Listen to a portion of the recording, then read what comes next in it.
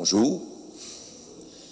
Alors, je souhaite la bienvenue à ceux qui sont ici présents, ici à l'Église, puis une bienvenue spéciale à ceux qui se joignent à nous ce matin, puis qui vont se joindre à nous durant la journée par le virtuel, par Facebook. Alors, bienvenue à tout le monde. Hein? Vous ne trouvez pas qu'on a changé de température vite, hein? Et en fin de semaine, hein, c'était l'été. Hein? Moi, j'étais à Québec avec ma famille. On était en petite chemise. Mais un matin, quelqu'un qui est en petite chemise, il va faire le saut. Hein? Alors, on est revenu à la normale. On a eu, comme on dit, un petit soupçon d'été, là, un peu. Là, puis là, on va retomber probablement dans la normale. Ça fait partie de la vie. Hein? Alors, je me présente. Pour ceux qui ne me connaissent pas, vous autres, vous me connaissez, mais pour ceux qui sont en virtuel, je m'appelle Paulin Michaud. Je suis agent de pastoral à l'unité pastorale Valin. Et on va s'accueillir avec notre signe de famille, au nom du Père et du Fils et du Saint-Esprit. Amen. Alors, ce matin, pour la célébration, je vous invite à une intention spéciale. Vous savez, ceux qui suivent l'actualité, ce sont les élections aujourd'hui de mi-mandat aux États-Unis, dans nos voisins du Sud. Et je n'ai pas besoin de vous dire que ça brasse aux États-Unis. Spécialement depuis l'élection de Donald Trump en 2016, on sent vraiment que les deux partis, démocrates et républicains, qui étaient toujours réputés pour le compromis, maintenant c'est la polarisation extrême. Tellement que même on pourrait dire 60% des républicains croient encore que Donald Trump s'est fait voler les élections. Il y a même des spécialistes qui ont peur à un moment donné pour la démocratie aux États-Unis.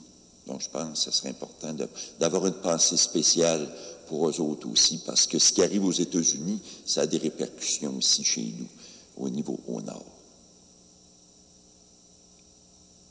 Alors, on va prendre le temps de se mettre en présence du Seigneur, qui est au fond de nos cœurs.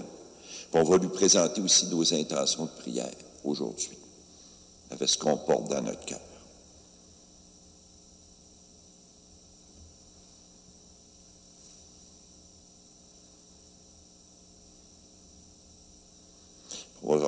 On va se reconnaître aussi.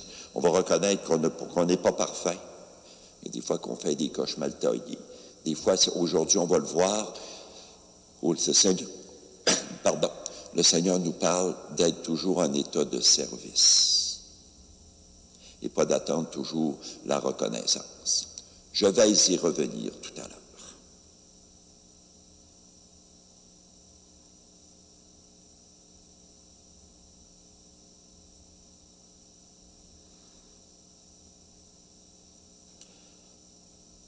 Je vous propose pour commencer la célébration, certains vont peut-être trouver que je ne suis pas, comme on dit, le rite du prion en Église, mais comme c'est une célébration de la parole, on a un petit peu plus de liberté.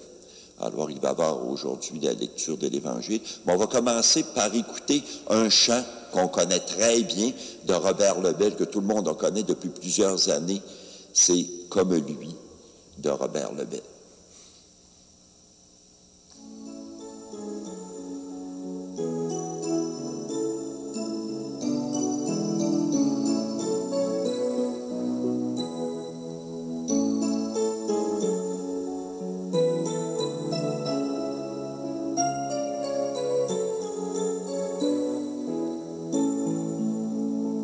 Comme lui, savoir dresser la table, comme lui, nouer le tablier, se lever chaque jour et servir par amour, comme lui, offrir le pain de sa parole aux gens qui ont faim de bonheur, être pour eux des signes du royaume au milieu de notre monde, comme lui savoir dresser la table, comme lui nouer le tablier, se lever chaque jour et servir par amour,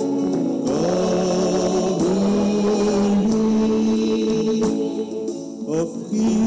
le pain de sa présence aux gens qui ont faim d'être aimés.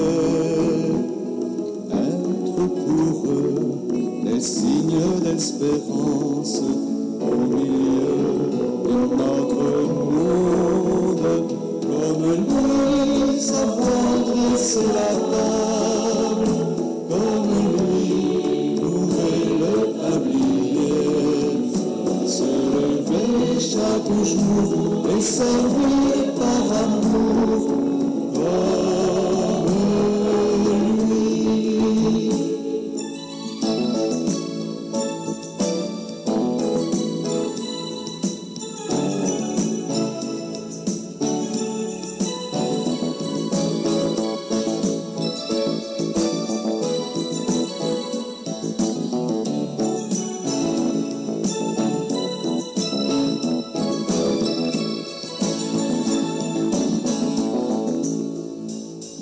Offrir le pain de sa promesse aux gens qui ont faim d'avenir. Être pour eux des signes de tendresse au milieu de notre monde. Comme lui, savoir dresser la table, comme lui, nouer le tablier, se lever chaque jour et servir par amour,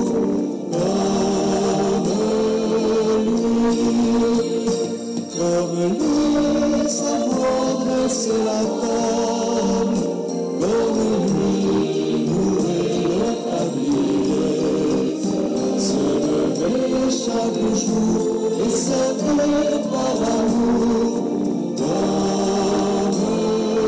lui.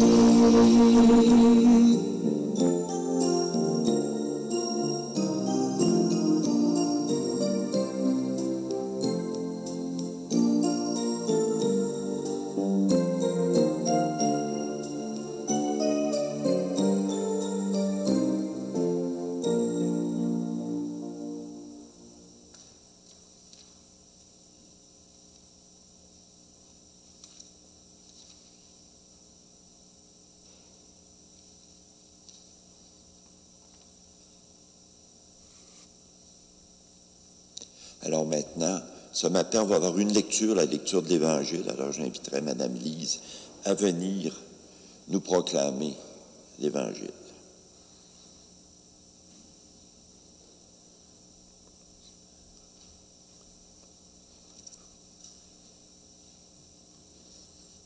L'acclamation à l'Évangile. Alléluia, Alléluia. Si quelqu'un m'aime, il gardera ma parole, dit le Seigneur. Mon Père l'aimera et nous viendrons vers lui. Alléluia. Évangile de Jésus-Christ selon saint Luc. Gloire à toi, Seigneur. En ce temps-là, Jésus disait, « Lequel d'entre vous, quand son serviteur aura labouré ou gardé les bêtes, lui dira à son retour des champs, « Viens vite prendre place à table. » Ne lui dira-t-il pas plutôt, « Prépare-moi à dîner, mets-toi en tenue pour me servir, le temps que je mange et boive. Ensuite, tu mangeras et boiras à ton tour. » Va-t-il être reconnaissant envers ce serviteur d'avoir exécuté ses ordres? De même, vous aussi, quand vous aurez exécuté tout ce qui vous a été ordonné, dites, « Nous sommes de simples serviteurs, nous n'avons fait que notre devoir. » Acclamons la parole de Dieu. Louange à toi, Seigneur Jésus.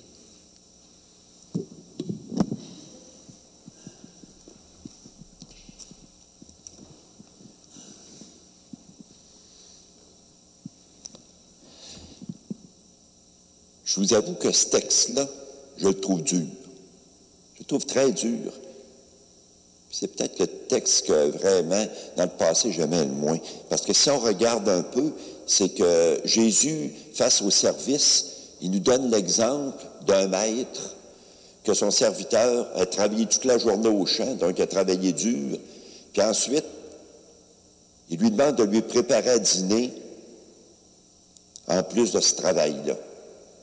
Puis en plus, il vient nous dire, il va-tu être reconnaissant? On ne le sait pas, mais il nous dit de ne pas attendre de reconnaissance nécessairement dans ce qu'on fait, dans notre travail, dans notre train-train quotidien, dans ce qu'on fait pour les autres.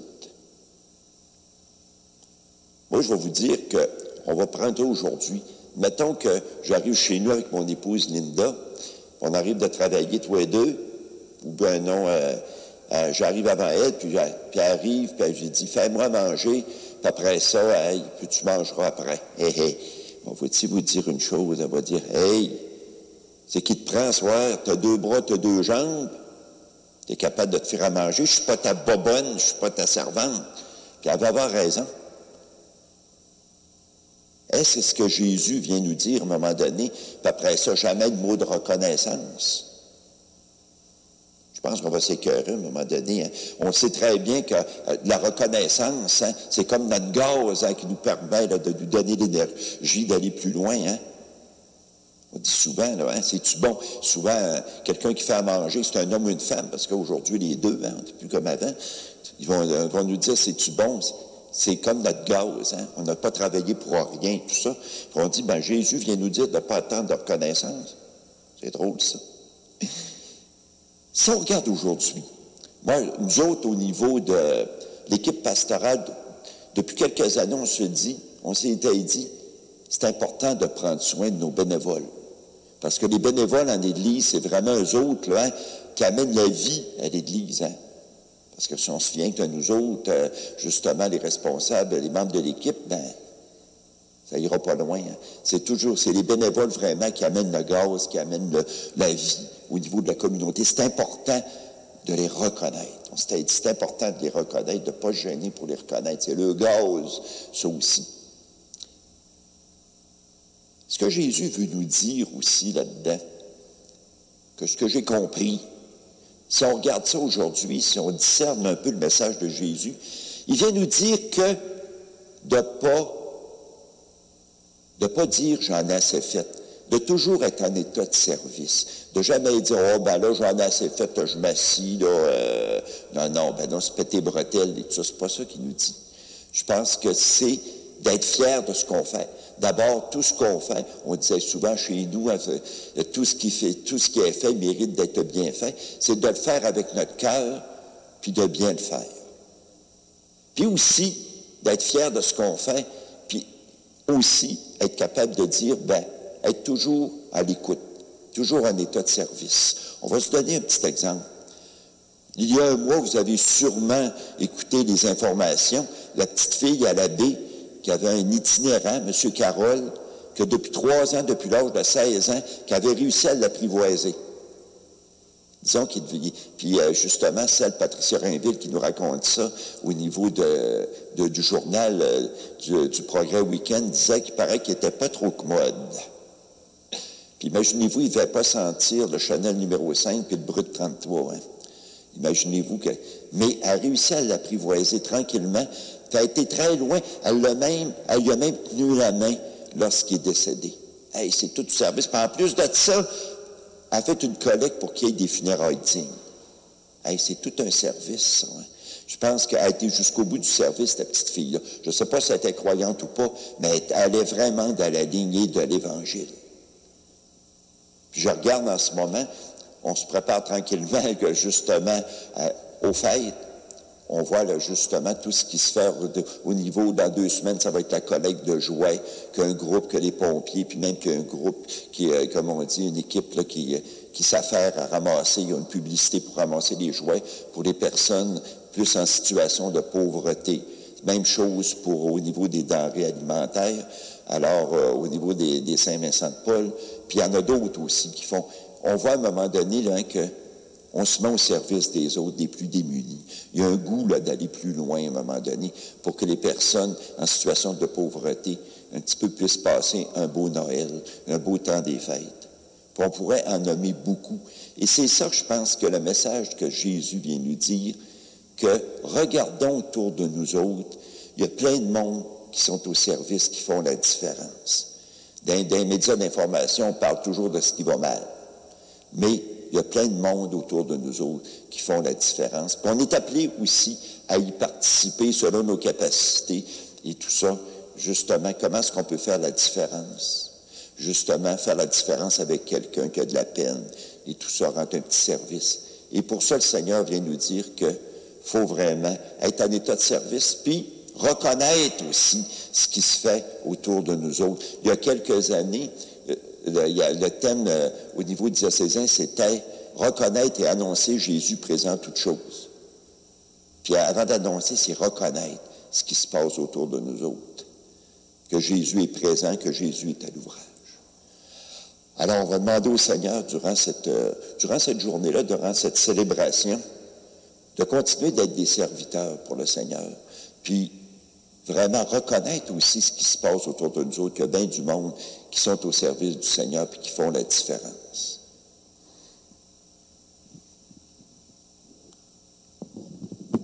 On va prendre quelques minutes de silence pour accueillir cette parole-là, cette parole de Dieu. Puis penser comment est-ce que je peux être encore plus au service du Seigneur dans ma vie de tous les jours.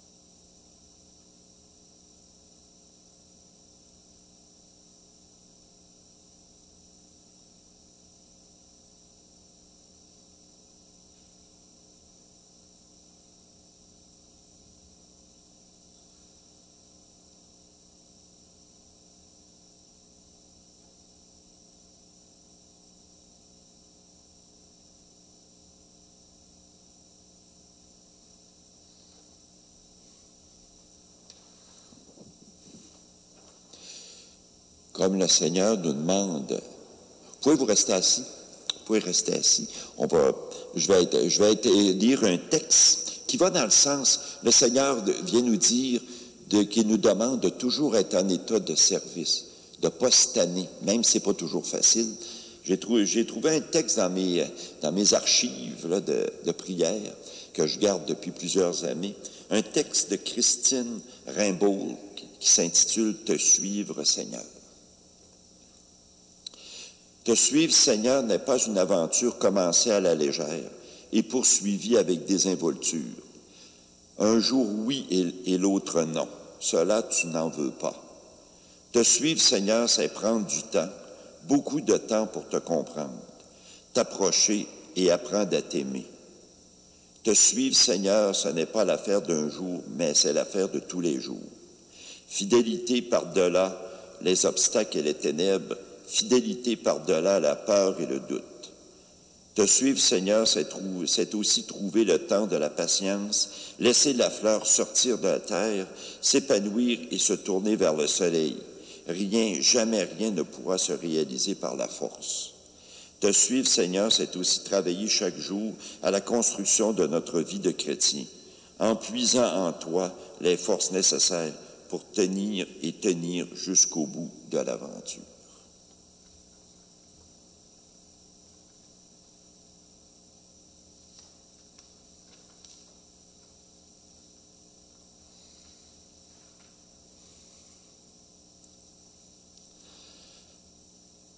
Je pense que c'est un texte qui suit bien au moment donné, hein, qui va très bien avec le service, puis qui nous dit de ne pas lâcher. On est dans une société, c'est sûr qu'aujourd'hui, contrairement à il y a 50 ans, l'Église n'est plus présente partout. L'Église dans un monde laïque, fait partie d'une place parmi tant d'autres. Alors, raison de plus pour être capable d'amener d'être sel de la terre et lumière du monde, comme nous dit le Seigneur. Puis pour ça, on ne peut pas juste le faire par nos propres forces. On a besoin de quelqu'un qui nous booste. On a besoin de l'Esprit de Dieu pour y arriver. Parce qu'on disait tout à l'heure que c'est pas facile. Il y a des jours où c'est pas toujours évident. Hein? Tout ne baigne pas toujours dans l'huile. Alors, on va demander au Seigneur, justement, sa présence en disant notre prière de famille. Là, on va se lever. Notre Père, qui es aux cieux, que ton nom soit sanctifié, que ton règne vienne, que ta volonté soit faite sur la terre comme au ciel. Donne-nous aujourd'hui notre pain de ce jour. Pardonne-nous nos offenses, comme nous pardonnons aussi à ceux qui nous ont offensés. Et ne nous laisse pas entrer en tentation, mais délivre-nous du mal. Amen. Alors, avant de communier, je pense que le Seigneur nous demande d'être des artisans de paix.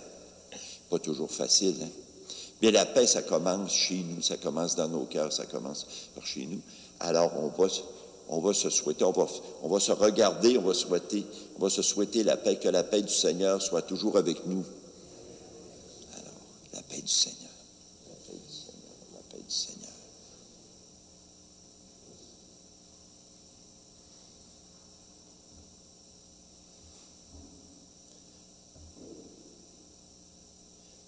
Alors, on va passer maintenant à la communion.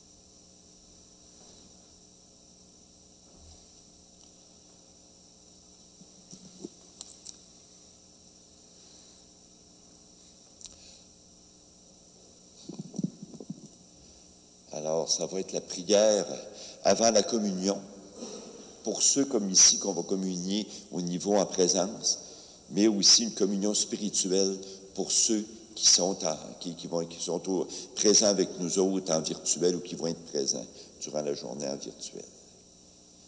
Seigneur Jésus, au moment de te recevoir spirituellement à ma résidence ou sacramentellement à mon Église, je veux te dire cette prière. Aide-moi à vouloir garder ta parole en moi comme un beau trésor. Donne-moi la fin toujours plus grande de ta lumière. Et par ta venue en moi, viens semer des fruits qui te ressemblent. Des fruits de paix, de force, de confiance, des fruits de réponse de plus en plus grande à ton amour. Et ce que je te demande pour moi, Seigneur, je te le demande pour tous et toutes. Amen. Alors, on est heureux, on est chanceux, puis on est heureux de recevoir le Seigneur, de recevoir ce Seigneur qui se donne à nous par le pain de vie. Alors, heureux sommes-nous d'être les invités au repas du Seigneur. Voici l'agneau de Dieu qui enlève le péché du monde. Seigneur, je ne suis pas digne de te recevoir, mais dis seulement une parole et je serai guéri. On dit qu'on n'est pas digne, mais on est bien heureux de le recevoir.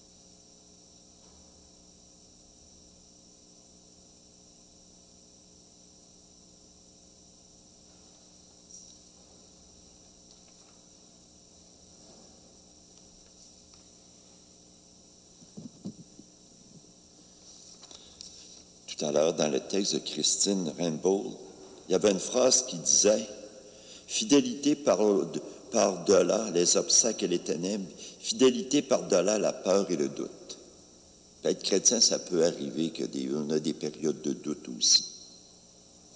Puis ça, c'est normal. Il ne faut pas dire « il ne faut pas », non. Ça fait partie aussi, notre foi, il peut y avoir une certaine variation.